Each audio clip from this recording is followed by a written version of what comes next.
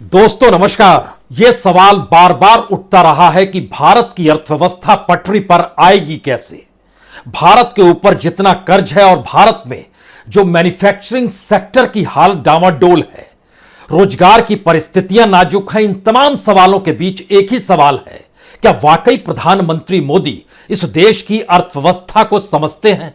क्या वाकई प्रधानमंत्री मोदी जब तक प्रधानमंत्री हैं तब तक इस देश की अर्थव्यवस्था पटरी पर लाने की परिस्थिति में उनके साथ कोई अर्थशास्त्र चलता भी है या नहीं चलता है? क्योंकि जिस तरीके से नोटबंदी, फिर जीएसटी और उसके बाद आर्थिक डामाडोल इस देश ने देखा है, उसमें पहली बार रिजर्व बैंक ने खुले तौर पर कहा है। दरअसल कोविड काल के बाद की परिस्थितियां बतलाती हैं इस देश की अर्थव्यवस्था 2035 से पहले पटरी पर आ नहीं सकती है। हालांकि रिजर्व बैंक ने अपने तौर पर ढाल बनाया है कोविड काल को। उस दौर में अर्थव्यवस्था जिस तरीके से बिगड़ती चली गई, लॉकडाउन जिस लिहाज से किया गया और पहली वेव और दूसरी वेव को लेकर पहले से सरकार सचेत नहीं हुई। पहली वेव में लॉकडाउन और प्रवासी मजदूरों का गांव की तरफ लौट जाना और दूसरी वेव आने के बाद भी इस देश में बेसिक इंफ्रास्ट्रक्चर भी ना हो पाना, शायद ऐसी खतरनाक स्थिति इस देश के भीतर में अर्थव्यवस्था को लेकर इससे पहले कभी नहीं आई होगी। क्योंकि क्या वाकई रिजर्व बैंक जब यह कह रहा है कि अभी अर्थव्यवस्था को पटरी पर लाने में 12 से 13 बरस लग जाएंगे, तो फिर आप प्रधानमंत्री मोदी को 2024 में भी जिता डालिए, 2029 में भी जिता डालिए, हो तो 2034 में भी जिता डालिए। लेकिन जब इस देश के प्रधानमंत्री नरेंद्र मोदी की उम्र 85 बरस की हो जाएगी, तब यह देश की अर्थव्यवस्था पटरी पर आएगी। रिजर्व बैंक ने कल ही यह रिपोर्ट जारी की और इस रिपोर्ट का एनालिसिस आप अपने तरीके से कर सकते हैं, यह कहते हुए कि सारी गड़बड़ी तो कोविड काल में ही हुई है। तो कभी मौका मिले तो कोविड काल से पहले यानी 2019 तक भारत की अर्थव्यवस्था की स्थिति क्या थी, विकास दर क्या थी और तमाम कोर सेक्टर की हालत कितनी बेहतरीन थी, जरा हो तो उन आंकड़ों पर खुद ही नजर डाल लीजिएगा। क्योंकि आज तो हम रिजर्व बैंक की रिपोर्ट की दिशा में जाना चाहते हैं, जिसमें उन्होंने खुले तौर पर जिस रिपोर्ट का जिक्र किया है उसमें भारत के बुनियादी ढांचों का जो ग्रोथ रेट है वह भी धीमा हो चला है। भारत के भीतर में जो बैंक मर्जर की स्थिति है वह भी सही नहीं है, यानी बैंकों को जो सरकार मिला रही है वह भी ठीक नहीं है।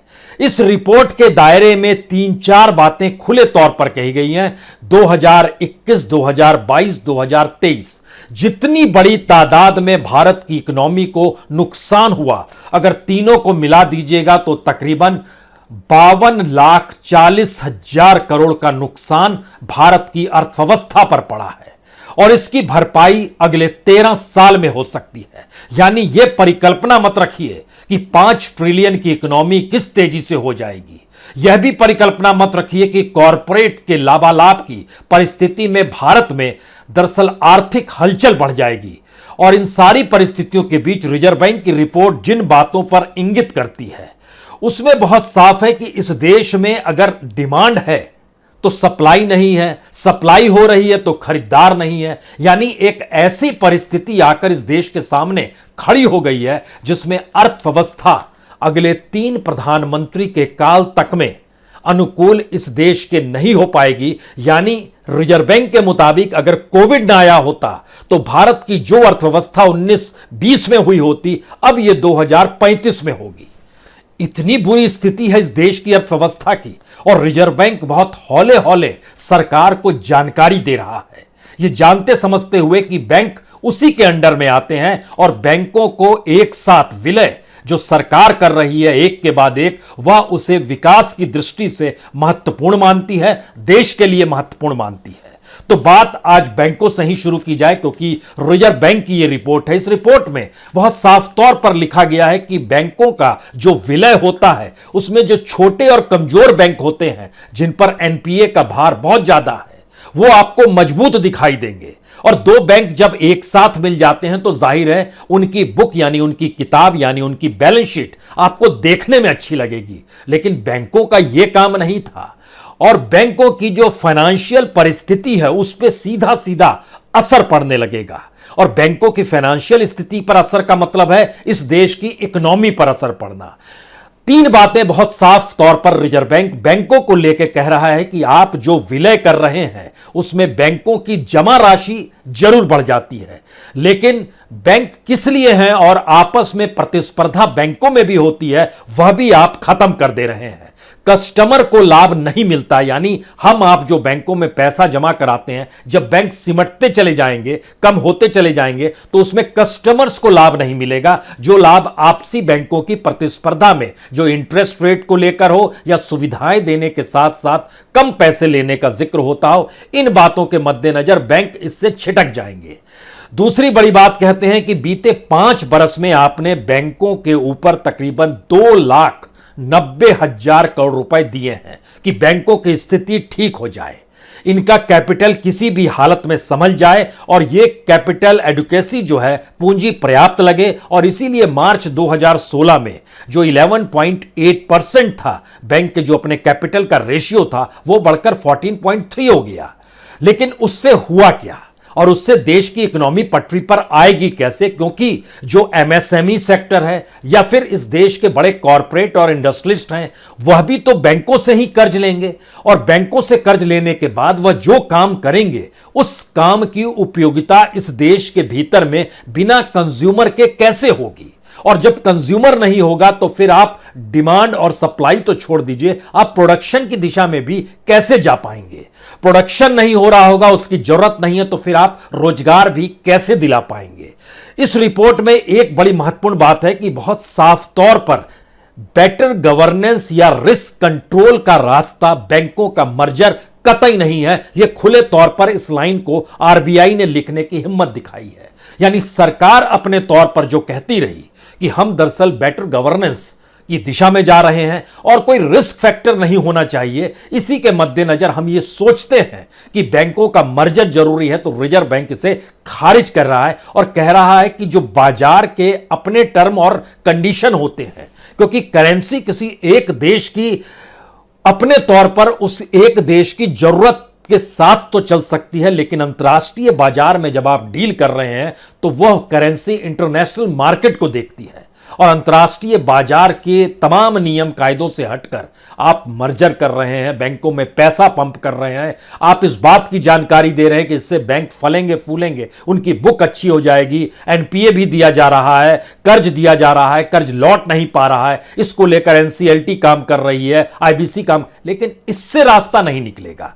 क्या एक ऐसी स्थिति आ गई है कि सरकार की नीतियों को लेकर भी अब सवाल बहुत साफ है कि प्राइम मिनिस्टर मोदी के प्राइम मिनिस्टर रहते हुए, क्योंकि हम ये मानकर चल रहे हैं कि 2034 तक भी अगर वो जीत जाए तो भी स्थिति इस देश के भीतर में कितनी अर्थव्यवस्था की नाजुक है, इसको इस बात से समझ लीजिए क्योंकि इस रिपोर्ट में जानकारी दी गई 2021 में 19,10,000 करोड़ का नुकसान इस देश की अर्थव्यवस्था को ना संभाल पाने की वजह से हुआ। वजह कोविड काल को बताया गया। कोविड काल से जुड़ी हुई चीजें थी, लॉकडाउन की, लॉकडाउन से जुड़ी परिस्थिति थी इस देश में मैन्युफैक्चरिंग सेक्टर की, मैन्युफैक्चरिंग सेक्टर से साथ लेबर जुड़े हुए थे, लेबर और काम और उत्पादन के साथ बाजार जुड़ा हुआ था, बाजार के साथ प्रोडक्शन था, प्रोडक्शन के साथ एक्सपोर्ट की परिस्थिति थी, पूरी साइकिल कोलैप्स कर गई।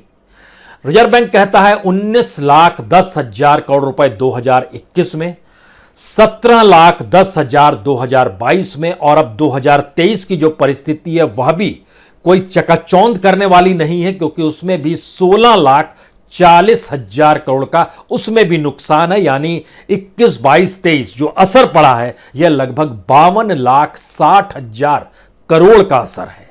इस असर की भरपाई कैसे हो पाएगी, एक जानकारी और वो देते हैं। आरबीआई ने थोड़ी सी ट्रांसपेरेंसी बरती है। कहना है कि दुनिया भर में जो कोविड आया उसमें भारत का परसेंटेज हालांकि बहुत हाई था, दूसरे नंबर पर था, लेकिन भारत की इकोनॉमी और भारत की पॉपुलेशन के मद्देनजर और भारत के मार्केट के मद्देनजर उसकी जब तुलना कीजिएगा तो वो उतना बड़ा नहीं नजर आएगा। हालांकि अमेरिका में ये लगभग 15.8%, कोविड काल में जो सबसे ज्यादा प्रभावित लोग हुए वो अमेरिका में हुए 15.8% टोटल का, भारत में प्रभावित हुए 8.5%।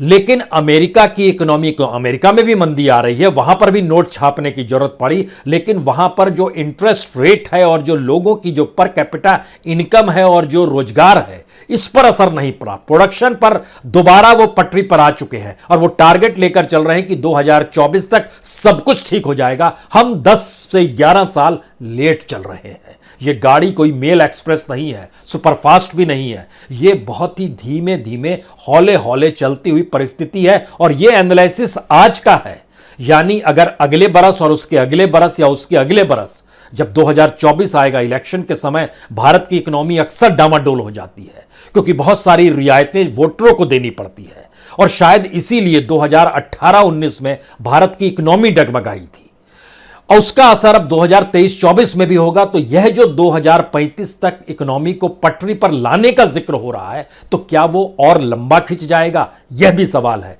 यह तो आज का एनालिसिस किया जा रहा है और उस एनालिसिस में बहुत साफ तौर पर जो ग्रोथ रेट बताई गई 2021 में -6.6 ग्रोथ रेट, उस तुलना में 2022 में 8.9 ग्रोथ रेट बताई जा रही है। जो होगा या नहीं होगा बड़ा मुश्किल सवाल है, लेकिन पिछले साल को जोड़िएगा तो यह ग्रोथ रेट आ जाएगा 2.3% पर।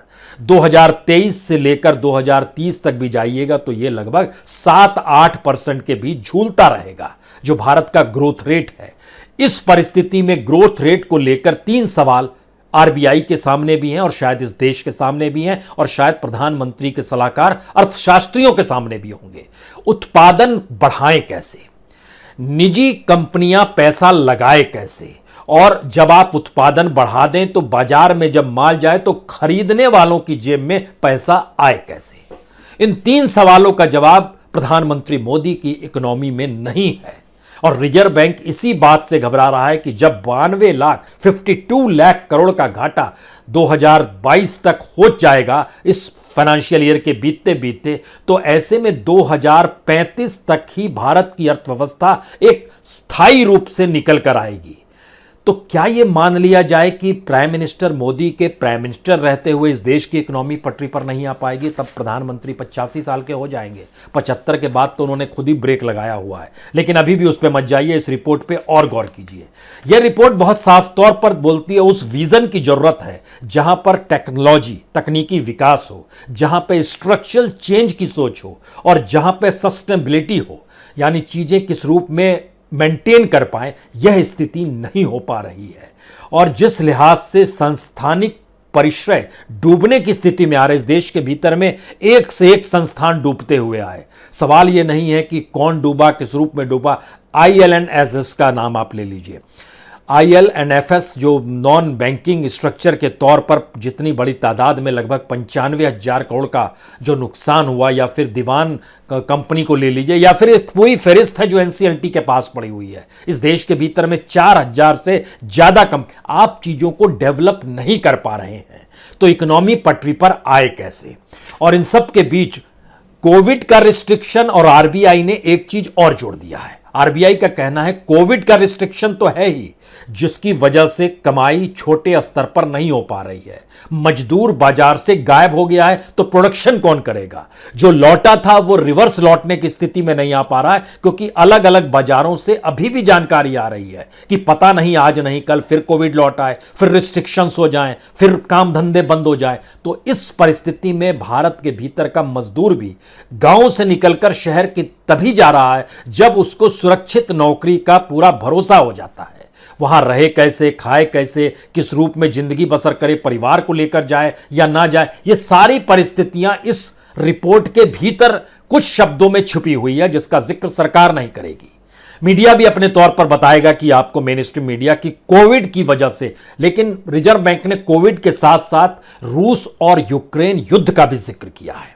यह भी बड़ा महत्वपूर्ण है, क्योंकि बहुत साफ तौर पर इंडिकेट किया जा रहा है कि रूस यूक्रेन की वजह से जो असर पड़ने वाला है वह तेल पर असर पड़ रहा है, वह कमोडिटी पर पड़ रहा है, जो आपको खाने पीने का सामान भी बाहर से आता था या जो भी उपभोक्ता का सामान था, कंज्यूमर जो खरीदता था, उस पर असर। और सबसे बड़ी बात तो यह है कि जो ग्लोबली सप्लाई चेन है वो डिस्टर्ब हो गई है। इसका कोई उपाय किसी भी देश के पास तभी होगा जब वो अपने आप में स्वावलंबी हो जाए, वह अपनी दिशा में स्वावलंबन की दिशा दिशा में बढ़ जाए। भारत के भीतर में प्रोडक्शन रेट कम है, क्योंकि कोर सेक्टर को लेकर जो रिजर्व बैंक कह रहा है वो भी हम बताते हैं। उनका बहुत साफ कहना है कि इसको आप समझते हैं या नहीं समझते हैं कि जो ग्लोबली सप्लाई चेन है, इसका मतलब है कि जो शिपिंग से सामान जाता था या विमान से भी जाता था, तो जो रशियन यूक्रेन के दायरे में जो चीजें जा रही थी, आवाजाही रुकी हुई थी और भारत का जो रास्ता था पूरा का पूरा वो डिस्टर्ब हो गया। अब आपको सप्लाई चेन में असर पड़ गया, इससे कमोडिटी की प्राइस पर असर पड़ेगा, इससे महंगाई दर पर काबू लाना बहुत मुश्किल हो जाएगा, चीजें महंगी होने लगेंगी और दुनिया के तमाम देशों पर इसका असर पड़ा है। तो भारत इससे अछूता नहीं रह सकता है, लेकिन दुनिया के तमाम देशों ने अपनी इकोनॉमी को लेकर उसमें जो सस्टेनेबिलिटी को डेवलप किया है वो वहां के कॉरपोरेट और प्राइवेट सेक्टर के इकोनॉमी को कहीं ना कहीं स्टेट के सिस्टम में जोड़ा है। हम लोग चीजों को सेल कर रहे हैं। आज ही खबर आई पवन हंस भी बिक गया, सरकार बहुत खुश है, चंद करोड़ रुपए लेकर बहुत खुश है कि 85 में पवन हंस इस देश में लाया गया था। ओएनजीसी के जरिए चीजें, सरकार के उसमें 51% का शेयर था अपना, वह भी सेल करने की दिशा में। तो खुशी इस बात की है कि हम बेच देते हैं। दुनिया के तमाम देशों में आज की परिस्थिति में स्टेट सोचते हैं कि यह हमारे हाथ में आए, जिससे हम अपने नागरिकों को लेकर चीजों को डेवलप करने की दिशा में बढ़ सके। यहां पर मसला उल्टा है, हम प्राइवेट सेक्टर को दे दें, उससे जो रकम मिल पाए उससे हम अपनी गवर्नेंस को चला पाए। यानी एक बिल्कुल अलग सोच है और रिजर्व बैंक की रिपोर्ट इस दिशा में बार बार इंगित करती है कि आपको इस डिजाइन में थोड़ा सा हट के सोचना होगा। आरबीआई की ये 2021-22 की रिपोर्ट है, जिसको मुद्रा और वित्त रिपोर्ट कहते हैं। इसमें जो सुधारों का खाका और आर्थिक प्रगति को लेकर जो कुछ बातें कही गई है वह भी बड़ी महत्वपूर्ण है। उसमें कहा गया बहुत साफ है कि जब तक आप एक स्थिरता नहीं लाएंगे, जो व्यापक आर्थिक स्थिरता होनी चाहिए, जो हमारे यहां हो नहीं पा रही है। यहां तक कि हर 1-2 साल में हम सुनते हैं कि इकोनॉमिक एडवाइजर तक बदल गया।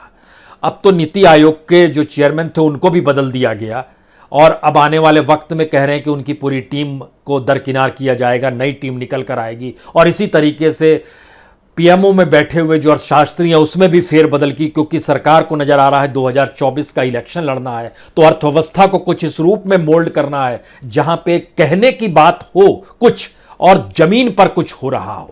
रिजर्व बैंक यह भी इंडिकेट कहता है, आप जो कहते हैं उस जमीन पर चीजें इंप्लीमेंट हो नहीं रही होती है। तो इलेक्शन मोड क्या इस देश की जरूरत हो गई है, और इलेक्शन के मोड के लिहाज से ही पूरी इकोनॉमी चलाई जा रही है। क्योंकि इस मुद्रा और वित्त रिपोर्ट में जिन बातों का जिक्र किया गया उसमें तकनीकी प्रगति जरूरी है, उसमें संरचनात्मक परिवर्तन जो है, जो माना जाता है ढांचागत परिवर्तन है, उसकी जरूरत है, प्रोडक्शन बढ़ाने की जरूरत है और एक स्थिरता, जो व्यापक आर्थिक स्थिरता चाहिए और नीतियों का समन्वय होना चाहिए तमाम मिनिस्ट्रीज का, और जो इकोनॉमिक एस्पेक्ट से चीजें जुड़ी हुई हैं उसमें एक स्थिरता होनी चाहिए और उसमें एक समन्वय होना चाहिए। यानी नहीं है तो ये क्या कोविड काल की देन है? कोविड काल ने आपकी इकोनॉमी को ठप किया प्रोडक्शन को लेकर, उससे जो असर पड़ा, लेकिन अब पॉलिसीगत तरीके से जब चीजों को आइएगा, जिसमें स्ट्रक्चरल चेंज, बेसिक इंफ्रास्ट्रक्चर, संस्थानों को बचाना, बिचौली और बाजारों का जिक्र भी आरबीआई कर रहा है, आपकी स्थिति में इलेक्शन मोड तो इन सारी चीजों को खारिज कर देता है। इसमें सकल आपूर्ति का भी जिक्र है। ध्यान दीजिए तो इसमें बहुत साफ तौर पर जो बड़ा महत्वपूर्ण है, जो कोर सेक्टर का ग्रोथ है वह जिस तेजी से होना चाहिए हो नहीं पा रहा है, वो डगमगा चुका है। और उस कोर सेक्टर का मतलब आप सीधे तौर पर यह समझ लीजिए कि इस देश की रीढ़ होती है कोर सेक्टर। उस कोर सेक्टर में कोयला आता है। कोयले का प्रोडक्शन आज की तारीख में जितना हो रहा है वो बिजली उत्पादन से भी हम नहीं जोड़ पा रहे हैं। ये कोर स्ट्रक्चर का है। जो क्रूड ऑयल है, क्रूड ऑयल दुनिया के बाजार में जो कॉस्टली होते चला जा रहा है, हम अपने यहां जो क्रूड ऑयल निकाला करते थे उसको घाटे में पहुंचा दिया गया, जिससे ओएनजीसी को बेचा जा सके। जब मनमोहन सिंह की सरकार जब तक थी या प्राइम मिनिस्टर मोदी 2014 में आए थे, तो इस देश के भीतर में जो हम लोग बाहर से क्रूड ऑयल मंगाते थे उसका परसेंटेज जो होता था वह 77% था। आज वो 85% है। तब 77% क्यों था और आज 85% क्यों है? क्योंकि जो ओएनजीसी के मातहत जो भी हम लोग एक्सप्लोरेशन कर रहे थे और जो कच्चा तेल निकालते थे उसको धीरे धीरे कम किया गया। कुछ चीजें सेल की गई, कुछ चीजें प्राइवेट हाथों में देने की दिशा बढ़ी, और यह भी हो जाए कल को ओएनजीसी भी बेचने की दृष्टि से, जो भारत के भीतर में जिसे भारत पेट्रोलियम ही बिक रहा है। दुनिया के किसी भी देश में आपको पेट्रोलियम से जुड़ी हुई सरकारी कंपनियां जो होती हैं उसको कोई बेच नहीं रहा है, कुछ समझ रहा है कि एनर्जी का क्या महत्व है। और भारत जैसे देश में जहां 85% क्रूड ऑयल हम लोग आयात करते हैं, तो क्रूड ऑयल भी इसके दायरे में आता है, कोल आता है, क्रूड ऑयल आता है, नेचुरल गैस भी आता है। नेचुरल गैस की कीमत भी बढ़ रही है क्योंकि सीधा असर यूक्रेन और रशिया युद्ध का पड़ रहा है। रिफाइनरी प्रोडक्ट्स, रिफाइनरी सिस्टम को हम प्राइवेट हाथों में देने के लिए बेचैन हैं। कंपनी बिकने को तैयार है, कंपनी बेचने को तैयार है, और उस दिशा में जाना चाहते हैं। तो कंपनियां जो खरीदेंगी प्राइवेट सेक्टर की, इंतजार कर रही है कि किसी भी हालत में कुछ और सस्ता हो जाए और यहां पर कुछ लोग की खरीद के लिए जेब में पैसे तो आ जाए तो हम ले लेंगे, उससे पहले नहीं लेंगे। इसके दायरे में फर्टिलाइजर भी आता है। फर्टिलाइजर की कमी हो गई है रूस और यूक्रेन की वजह से। भारत के भीतर में भारत को सब्सिडी बढ़ानी पड़ रही है, जो आरबीआई की फिलॉसफी के लिहाज से सब्सिडी इस रूप में नहीं बढ़ानी चाहिए कि जो आपको पॉलिसीगत तरीके से आप धराशायी हो रहे हैं तो आप सब्सिडी से चुनाव के लिए चीजों की भरपाई करेंगे। कमाल की सोच है, सरकार की सोच है। स्टील और सीमेंट भी इसके दायरे में आता है। स्टील और सीमेंट की हालत बाजार में क्या है? आज की तारीख में सबसे हाई कॉस्ट पे स्टील और सीमेंट पहुंच गया। इसको संभाले हुए प्राइवेट लोग तो बल्ले बल्ले कर रहे हैं, लेकिन लोगों की कमर टूट चुकी है। जिन्हें मकान बनाना है, जिन्हें इसकी जरूरत है, उनकी स्थिति बेहद नाजुक हो गई है। और आखिरी चीज इलेक्ट्रिसिटी है। इलेक्ट्रिसिटी की हालत देश के 16 राज्यों में 3 घंटे से लेकर 16 घंटे तक लाइट ऑफ नजर आ रही है। इलेक्ट्रिसिटी सप्लाई का यह स्थिति है। तो coal, crude oil, natural gas, refinery product, fertiliser, steel, cement, electricity, बहुत साफ तौर पर इन बुनियादी उद्योगों के उत्पादन में धीमापन आया हुआ है। इसको लेकर आरबीआई की बेचैनी है। आप किसी भी हालत में इसको सुधारिए। सुधारने के लिए आपको महंगाई दर कम करनी पड़ेगी, स्वावलंबी होना होगा, रोजगार पैदा करना पड़ेगा, डिमांड को बढ़ाना होगा, सप्लाई उसी अनुकूल बढ़ानी होगी। और सप्लाई कम है, महंगाई बढ़ी हुई है, तो देश की स्थिति क्या है यह हर दिन हर कोई देख पा रहा है। आखिरी सवाल, जब ये सारी चीजें इस रूप में आकर टिक गई है तो क्या वाकई ये कोविड काल की देन है? हमें लगता है आखिरी सवाल तो यही है कि यकीनन प्रधानमंत्री मोदी 2024 का चुनाव जीत जाएंगे, लेकिन देश की इकोनॉमी पटरी पर नहीं आएगी। 2029 का चुनाव भी जीत जाएंगे, लेकिन देश की इकोनॉमी पटरी पर नहीं आएगी। 2034 का चुनाव भी जीत जाएंगे, देश की इकोनॉमी पटरी पर नहीं आएगी। 2035 का टारगेट आज के परसेप्शन के हिसाब से लिया गया है। आने वाले वक्त में हर चुनावी वर्ष में भारत की इकोनॉमी कैसे डामाडोल होती है यह किसी से छुपा हुआ नहीं है, क्योंकि सरकार जो कल्याणकारी योजनाओं का ऐलान अपने मुनाफे, फायदे, वोट बैंक, तमाम चीजों के लिए करती है, और कॉरपोरेट को जो रियायत देकर कॉरपोरेट से जो पूंजी पॉलिटिकल तौर पे पार्टी में ट्रांसफर होती है और वो इलेक्शन मोड में नजर आता है, उसमें इलेक्शन के दौर में पैसा बांटने से लेकर इस देश में विधायकों की खरीद फरोख्त अब खुले तौर पर होती है, किसी से छुपा हुआ नहीं है। तो हमारे यहां इकोनॉमी को लेकर उसके आगे एक पॉलिटिकल शब्द लगा दीजिए।